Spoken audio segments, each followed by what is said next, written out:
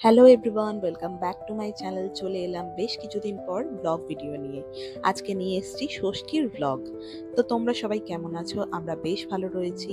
আর আজকের ভিডিওটা শুরু করছি বিকেল 5টা থেকে। এখন রয়েছি আমরা ক্যাবে, যাচ্ছি আমরা কুদঘাট থেকে আমার ননদের বাড়ি গড়িয়াতে।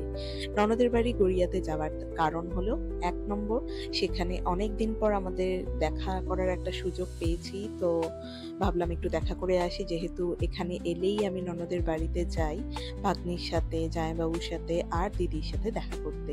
আর দিদিদের সোসাইটিতে দেখো এত সুন্দর একটা দুর্গাপুজো হচ্ছে। আমাকে আমার ভাগ্নি বারবার বলেছিল, মামি তুমি অবশ্যই একদিন এসো দেখার জন্যে।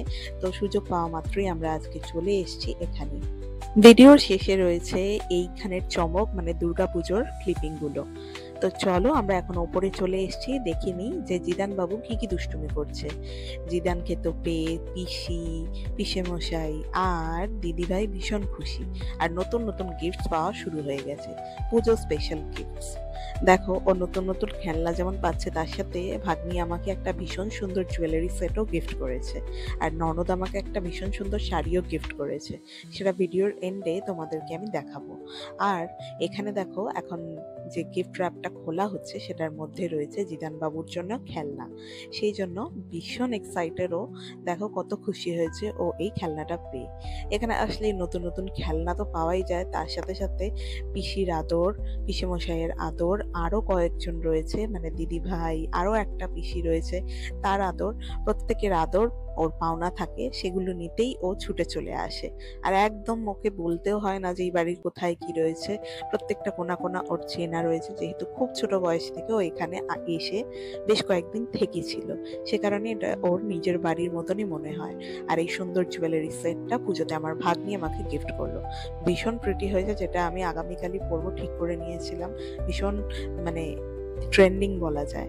তো এরপর অনেকক্ষণ গল্প গুজব হলো, আড্ডা দেওয়া হলো, তারপর আমরা নিচে নামলাম। এবারে বাড়ি ফিরে যাব এবং সোসাইটিতে যে পুজোটা হচ্ছে সেটারও কিছু মুহূর্ত আমি শেয়ার করছি তোমাদের সাথে।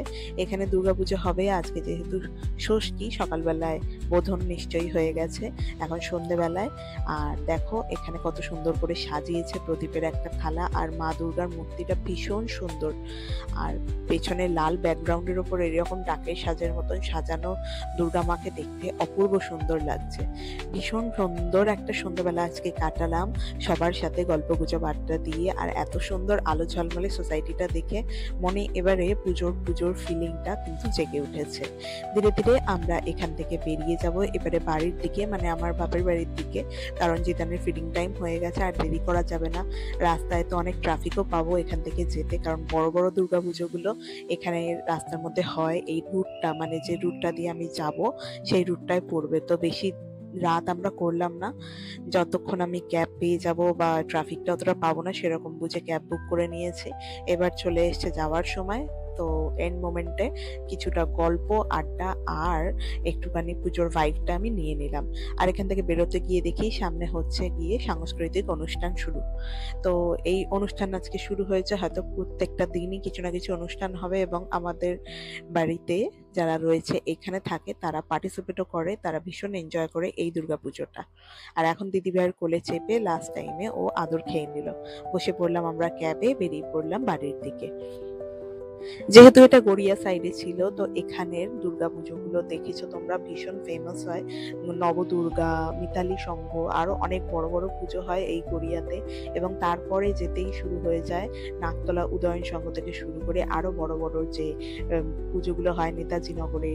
তারপরে আরো কয়েকটা পুজো রয়েছে, আমার ঠিক নামটা এখন মনে নেই। চারিদিকটা তো আলো ঝলমলে রয়েইছে, তার সাথে বিগ বাজেট পুজোর যে ভিড়গুলো সেগুলো উপচে পড়ছে রীতিমতো। রাত বাজে এখন 9:30 মতন, কিন্তু এখন থেকেই মানুষ শুরু করেছে সবে ঠাকুর দেখা।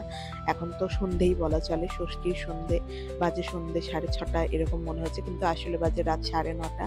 চারিদিকটা দেখো, এই গড়িয়ার যে মেন জাংশনটা তার চারপাশটায় শুধুমাত্র খাবারের স্টলগুলো বসেছে। এত ভালো লাগছে না, এত বছর পর এসে এখানে এই ভাইবগুলো বাংলার বাইরে কিন্তু নেই। যতই সুন্দর ব্যাঙ্গালোরে পুজো হোক, দিল্লিতে পুজো হোক, সিআর পার্কে, আর ব্যাঙ্গালোরের লোকরা বলে হোয়াইট ফিল্ডের পুজো, কিন্তু বাঙালির কাছে পুজো মানে কলকাতা, বাঙালির মানে পুজো মানে হচ্ছে ওয়েস্ট বেঙ্গল। ওয়েস্ট বেঙ্গলের প্রত্যেকটা প্রান্তেই খুব সুন্দর সুন্দর পুজো হয়, শুধুমাত্র কলকাতায় নয়। কলকাতাতে এখন থিম বেসড পুজো হয়ে গেছে, একটা অন্যরকম আর্টের একটা এক্সিবিশন বলা চলে, অন্য মাত্রাতেই, সেটাকে কোনো কিছুর সাথে তুলনা করা যায় না, একটা আলাদাই একটা মহল হয়ে যায়। সেরকমই বেঙ্গলের পুজোগুলোও ভীষণ সুন্দর। তো দেখতে দেখতে আমরা চলে এসেছি বাড়ির দিকে, এবং বাড়িতে গিয়ে জিদানকে খাইয়ে আমরাও রেস্ট নিয়ে আমরাও ডিনার করে দিনটাকে এন্ড করেছি। তো চলো আজকের ভিডিওটা এখানে এন্ড করছি, দেখা হবে আগামীকাল নতুন ভিডিওতে। ততক্ষণ সকলে তোমরা ভালো থেকো, bye, take care and good night.